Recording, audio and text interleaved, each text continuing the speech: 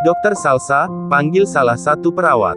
Salsa yang sedari tadi melamun, entah apa yang dilamunkan, segera menoleh ke sumber suara. Tersenyum ramah menatap perawatnya. Ada apa, Suster Lala? Tanya Dokter Salsa ramah. Sebelumnya maaf, dari tadi saya mengetuk pintu Dokter Salsa, tapi tak kunjung ada sahutan. Makanya saya langsung membukanya, kata Suster Lala ramah. Oh tak apa, maaf, tadi saya lagi melamun. Iya dok, saya membawakan hasil laporan keadaan pasien yang ada di ruangan Rafflesia, kata suster itu sembari menyerahkan amplop warna pink muda pada Salsa. Boleh saya lihat? Tanya Salsa ramah.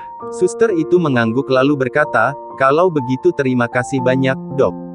Saya harus mengecek pasien ruangan anggrek, pamitnya ramah.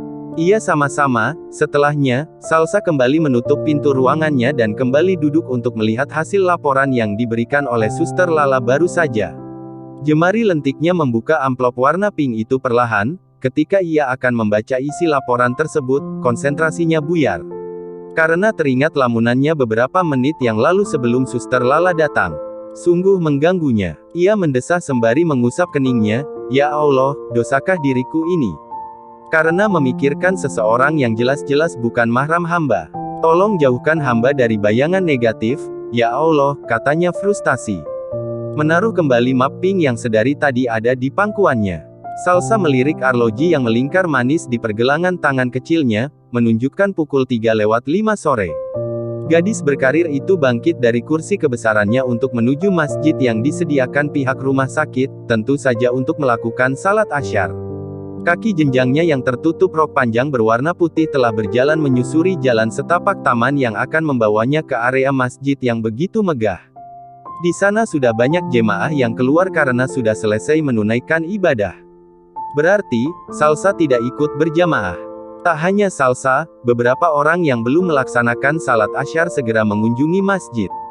Salsa melepas jas putih kebanggaannya dan menyimpannya lemari yang disediakan.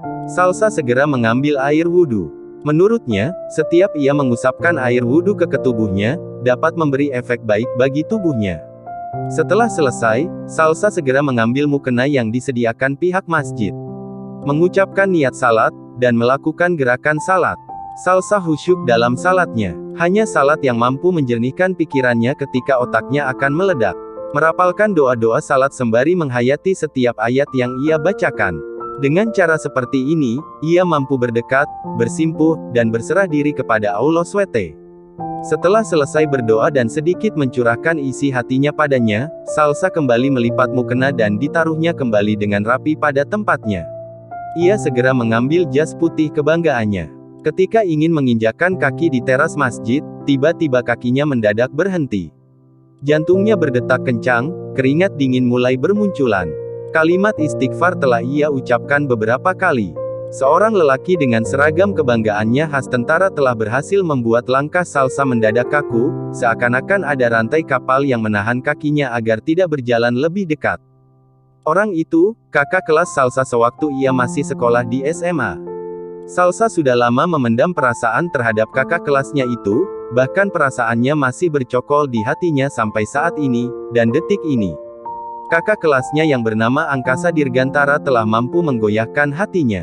Seorang tentara yang bergelar kapten telah merobohkan bentengnya. Tapi, nasibnya tidak seperti di novel-novel yang akan berending bahagia.